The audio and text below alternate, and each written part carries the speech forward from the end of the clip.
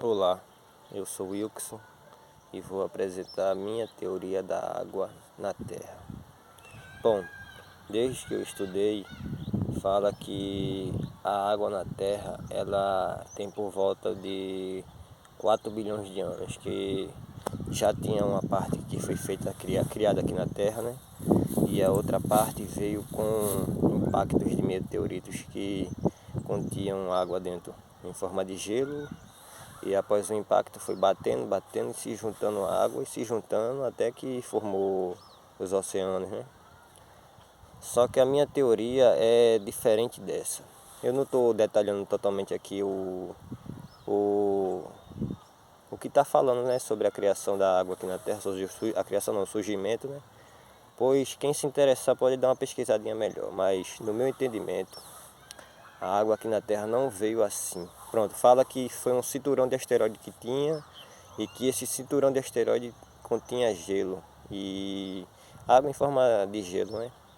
Na hora do impacto foi batendo, a Terra ainda estava muito quente, mas como tinha tanto, é como se tivesse um fogaréu, uma fogueira gigante e você estivesse jogando gelo. Na hora que você vai jogar o gelo, não vai fazer um efeito, porque o gelo vai derreter, vai apagar um pouco do fogo, mas o fogo vai voltar de novo. Só que como o bombardeamento dos meteoros foi tanto, acabou fazendo o que? Resfriando a Terra aos poucos e com o tempo surgiu a água, né? Ela conseguiu ficar em estado líquido e não apenas de gasoso. Porque quando a água batia, né? A água não, as pedras de gelo, os meteoros batia na Terra, batia, o impacto fazia com que 90 ou 99% da água automaticamente se vaporizasse, né? Então virasse gás. Então com o tempo o impacto foi tanto que acabou fazendo com que a água se tornasse em estado líquido. Mas a minha teoria é diferente, pois como é que nessa tese diz que primeiramente já existia um pouco de água na Terra antes do bombardeamento e com o bombardeamento desses asteroides foi se juntando mais e mais água. Assim como veio sais e minérios para a Terra, como ouro, que também não é da Terra. A minha teoria é a seguinte: há 4 bilhões de anos, mais ou menos assim, eu não tenho assim a data exata, mas que quando o planeta Pangeia se colidiu com a Terra, o planeta Pangeia que fez a Lua, quando ele colidiu com a Terra, esse planeta ele era feito de gelo, como Titã, se eu não estiver enganado. E também como a Lua Europa, a Lua de Saturno. Veja bem, a Lua Europa, ela tem água em estado sólido e água também em estado líquido. Se fez a descoberta que embaixo do gelo existe água em estado líquido. Veja bem, se uma lua dessa, como a Europa, fazemos o teste, pegamos uma lua Europa aqui e aqui está Marte maior. Se você pegar essa lua Europa e soltar ela na direção de Marte e ela vinha na direção de Marte, após o impacto, o gelo atuaria como uma camada protetora, como se tipo, minimizasse o impacto, porque após bater, automaticamente o gelo, uma área dele ia vaporizar, a outra parte ia derreter, fazendo com que o dano do impacto não fosse tão grande como seria se a Marte colidisse com a Terra, tipo um exemplo. Porque um planeta colidindo com outro planeta seria catastrófico para os dois, porque não teria como um escapar, porque não só afastaria ele do local dele, como destruiria os dois. Dependendo do tamanho de cada planeta, né? Se for um planeta pequeno, pode ser que não destrua o maior, mas tire uma grande parte.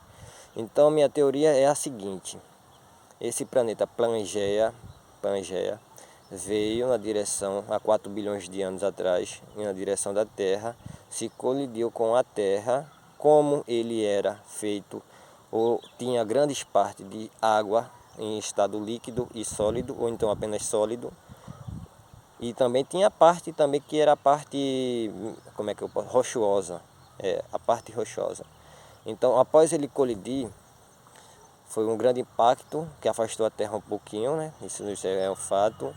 E também se autodestruiu, só que como ele tinha o gelo, ele minimizou o impacto, porque após ele colidir, a água se espalhou e foi esfriando automaticamente o planeta, diminuindo as temperaturas e também, como é que se fala, impedindo com que os dois se destruíssem totalmente. Então, após isso, esse planeta, poucas partes dele sobreviveu ao impacto.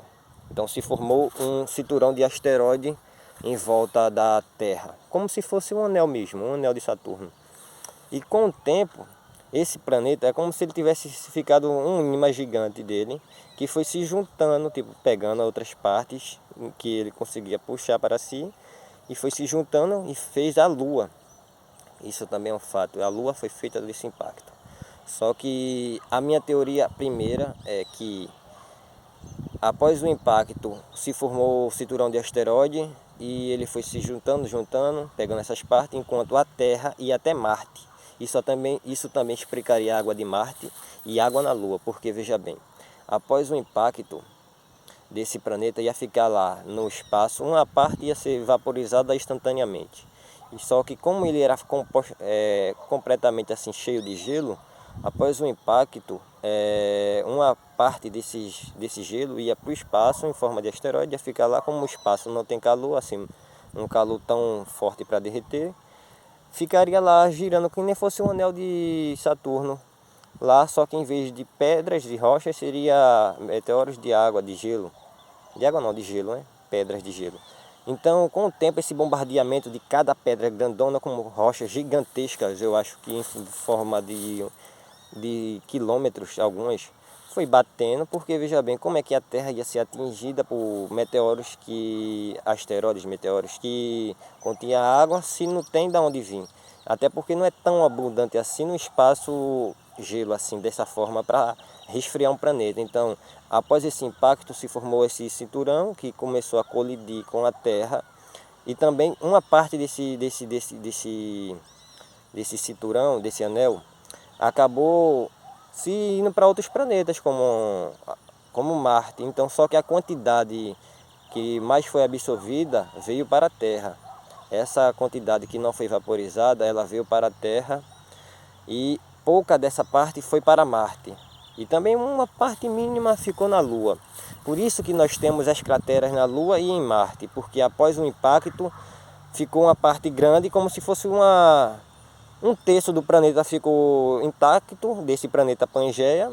A Terra perdeu uma certa área, uma porcentagem de massa, eu não sei exatamente aqui, mas que numa ocasião que eu tiver como explicar assim, em um local mais assim que eu tenho um quadro e tudo mais, eu posso explicar tudo detalhadamente. Eu não estou nem com as minhas anotações aqui, mas eu posso sim explicar tudo detalhadamente. Eu só estou dando aqui uma explicação prévia para vocês compreenderem. Aí após isso, esse planeta foi se juntando e fez a Lua. Por isso que a Lua, ela tem gravidade, porque ela não, ela é um pedaço de planeta. É como se fosse você tirasse o planeta Terra e cavasse uma parte assim, deixasse isso até o núcleo.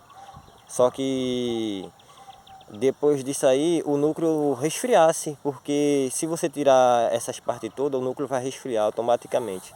Por isso que a Lua ela não tem núcleo assim, que está com lava, como é que eu posso falar? Lava, magma, ou então ela está com fogo, né? Para simplificar aqui. Então essa é a teoria, que esse planeta Pangeia, ele era composto de gelo e água também, e que ele bateu no planeta Terra, então se formou um cinturão de asteroide, que pouco desses asteroides colidiram com Marte, mas também bateu lá, então fez com que tivesse água lá por um pouco tempo. E como após ele bater no planeta Terra, uma grande parte evaporou, então provavelmente fez alguma camada, tá entendendo? Após ele bater, fez alguma camada. Então essa é a teoria, que a água veio para a Terra Então sim, aí como é que ele diz que tem dois tipos de água aqui? Primeiro tinha uma água que já estava na terra e depois uma que veio, é essa, pronto. Após o impacto ficou um pouco de água na terra, porque após ele bater e voltar, porque foi tipo uma bola de ping-pong, ele bateu, só que não tão rápido, né? Bateu e voltou. Aí depois que ele voltou mais devagar, né? Já tinha se destroçado. Pouca dessa água já tinha evaporado, mas uma parte ficou na terra e a outra parte foi para o espaço.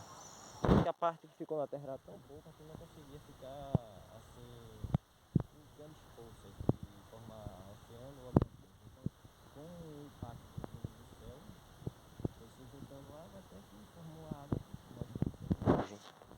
Essa é a minha teoria. Agora eu posso explicar melhor e com dados, né? Mais simplificados e mais exatos. Aqui é só para deixar aqui gravado. Beleza? Então, forte abraço. Compartilha aí.